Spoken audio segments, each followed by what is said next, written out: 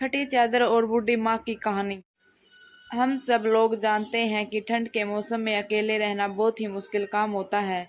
आज की कहानी आप लोगों को बहुत अच्छी लगेगी। बात उन दिनों की है जब ठंड बहुत ज़्यादा थी। सब लोग अपने बंद कमरों में आराम से सो रहे थे, लेकिन उसी ठंड में एक बूढ़ी माँ अपने बेटे के साथ एक फटी चादर में कांप रही थी। उसके पास एक ही चादर थी, वो भी उसका बेटा ही यूज करता था। एक दिन की बात है, उसका बेटा ने अपनी माँ से पूछा कि हे माँ, हम लोगों की गरीबी कब दूर होगी? क्या हम लोग ऐसे ही रहेंगे? अपने बेटे की इस तरह की बात सुनकर बूढ़ी माँ ने बोला, नहीं बेटा, एक दिन जब तुम बड़े हो जाओगे तो ढेर सारा पैसा कमाना और हम लोगों की गरीबी दूर करना।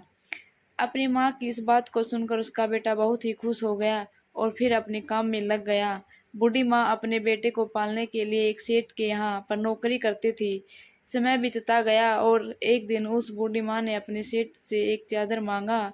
सेठ बहुत ही अच्छा था, उसने तुरंत एक चादर मंगा कर दे दिया। चादर पाकर बूढ़ी माँ बहुत ही खुश थी और बोली, एक दिन मैं जरूर इस चादर की कीमत चुकाऊंगी। कुछ टाइम बाद बूढ़ी माँ का लड़का बड़ा हो गया और उसने काम करना बंद कर दिया। कुछ समय बाद उसी सेठ के यहाँ उसके बेटे की नौकरी लग गई, लेकिन बूढ़ी माँ को पता नहीं था।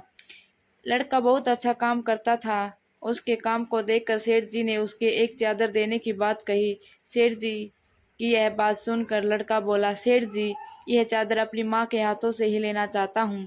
सेठ जी ने कहा, ठीक। अगले दिन लड़का और सेठ जी उसके घर पर जा पहुंचे। सेठ को देखते ही उसकी माँ पहचान गई और जब सेठ ने बूढ़ी माँ को चादर दिया तो बूढ़ी माँ ने कहा, सेठ जी, यह चादर नहीं लूंगी। सेठ जी ने पूछा, क्यों?